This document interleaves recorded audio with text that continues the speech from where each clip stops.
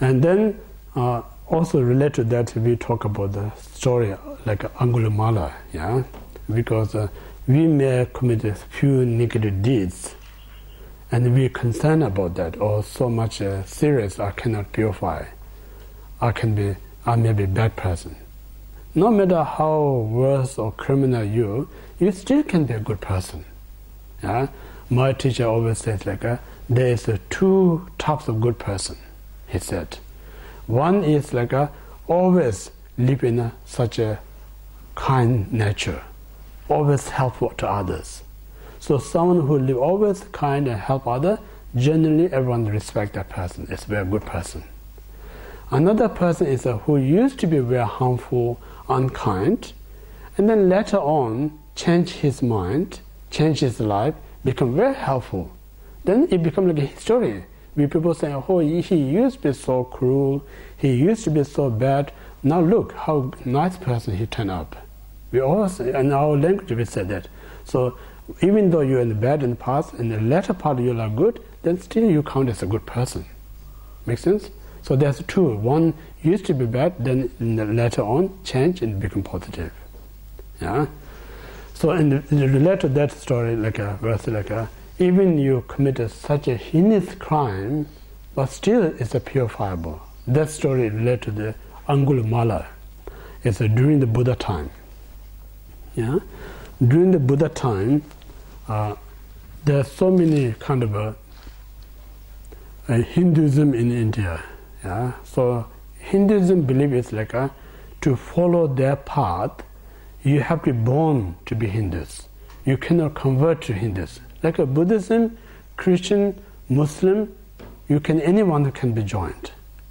Yeah? Hinduism, they say like you have to be born as Hindu. You cannot be Hindu if you're not born in a Hindu family.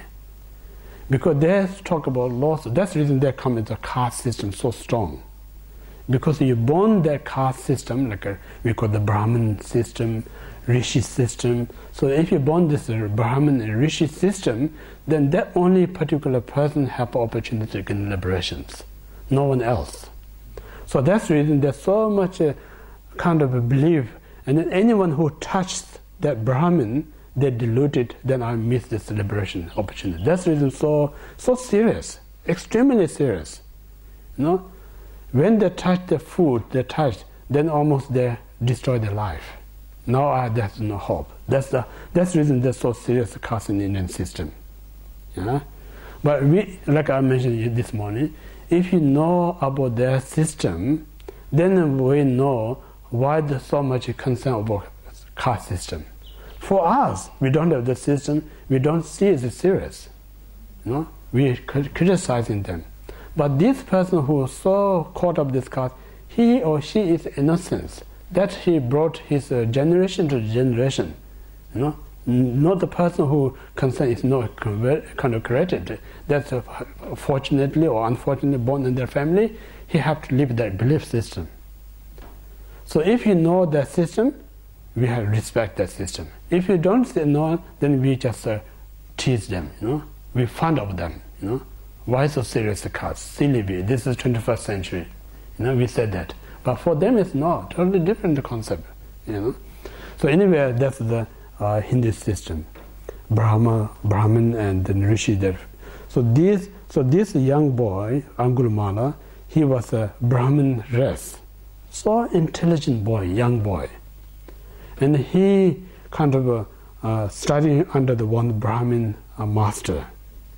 And one time, king of the village invite all this Rishi meditator kind of a conference.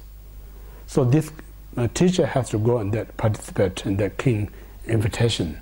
So this young boy lived behind his home. Then this teacher told his student, while I'm this conference, please stay home, look after my wife. Yeah, Then he went to conference. While he was in home, the master's wife so attractive this young boy. She wanted to have an affair with this boy. But he so respect his master. Say, I can't do this affair with you because you are equal as my master. No?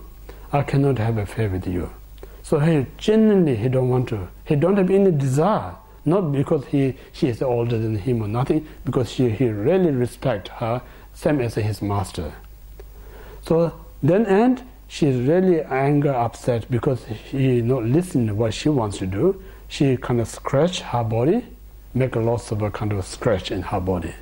So when king returns, and then saw this scratch, said, "What's happened to you?" And then she says, "Oh, you're this young student, tried to rape me, force me, so I didn't accept." So he scratched my body. So he was so upset, this young boy. But same time he knows this young boy is so intelligent. If I punish, sooner or later he's going to be challenged to me. So he used his kind of a plan how to destroy this young boy. So say, now you harm my wife, and so you kind of diluted your caste system. Now you're no more in the Brahmin caste. So means like now you don't have a chance to gain liberation. So now if you want to be purified, to return to the Brahmin, only one method. So that method is like you have to go out and kill 100 people. But he is intelligent, his first is not that that's not the right.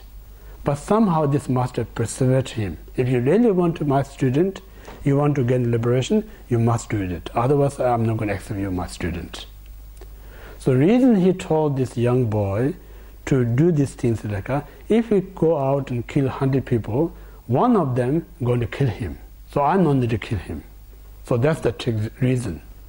Not other reason say, of course killing someone is not going to purify your negative. So his plan was, if you kill 100 while they're killing, then everyone's going to be his enemy, they're going to kill him.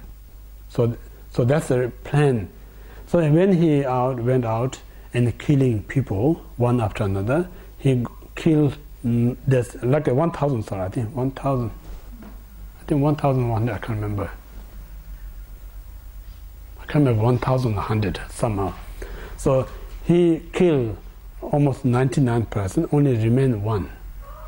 So last person, he saw his mother. Yeah.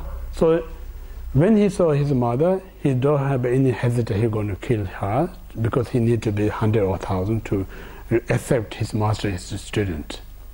So when the mother then Buddha also kind of is like Buddha is like always kind of knows when it's time to subdue or help the person. So Buddha realized now it's time to subdue this guy. So Buddha came between the mother and the son. Yeah? Then this Angulimala chasing the Buddha. Buddha just walked slowly. And then this Angulimala called to Buddha, "Stop and stop." And the Buddha said, "I stopped long time ago. You are the person not stopping." So when this simple word make him think. So and that just a word, sometimes one word is more powerful than whole day talk. Like my talk is not necessary, Sometimes a few words is important. Yeah? So one word make him to think. So that because he not just experiment, but knows one word enough to help to think. And then so he just give his hands to cut my finger. So when he offer voluntarily, he said, "I can't afford to take his finger." And then he explained, why he did this one. He's so remorseful, so sad. And then Buddha said, "Don't worry. Whatever you did is all mistakes. Now you have a genuine regret. It's okay, you can purify." So the Buddha kept teaching, and then he genuinely remorseful what he did. These hundreds of people killed. And then through the sincere practice, within that very life, he actually attained enlightenment.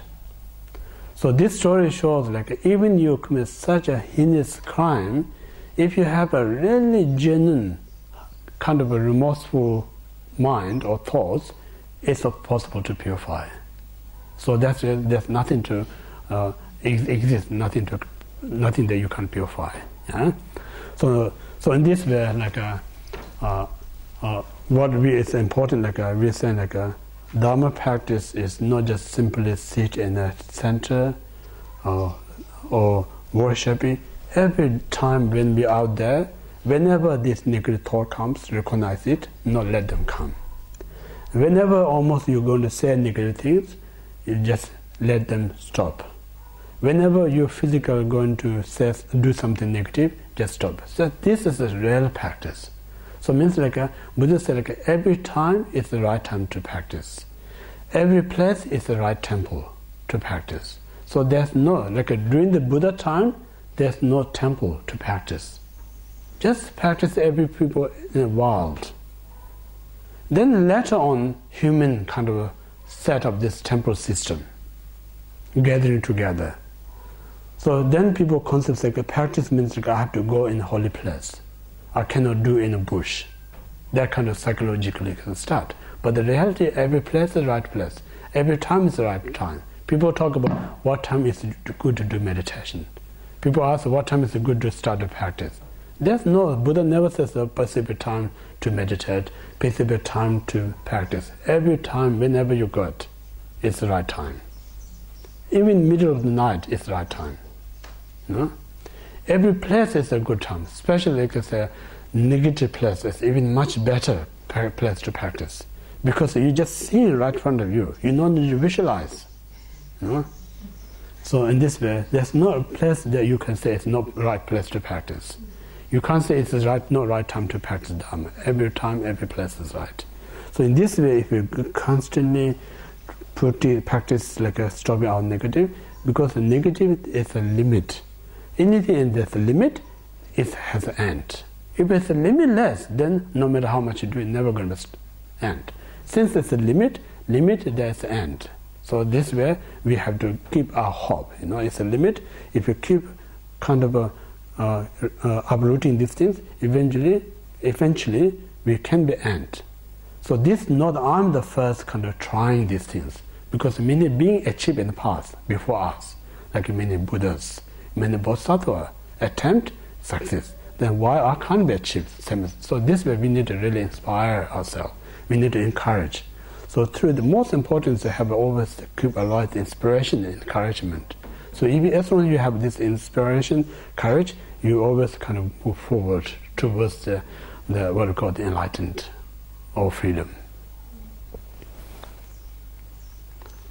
Okay, so we stop here.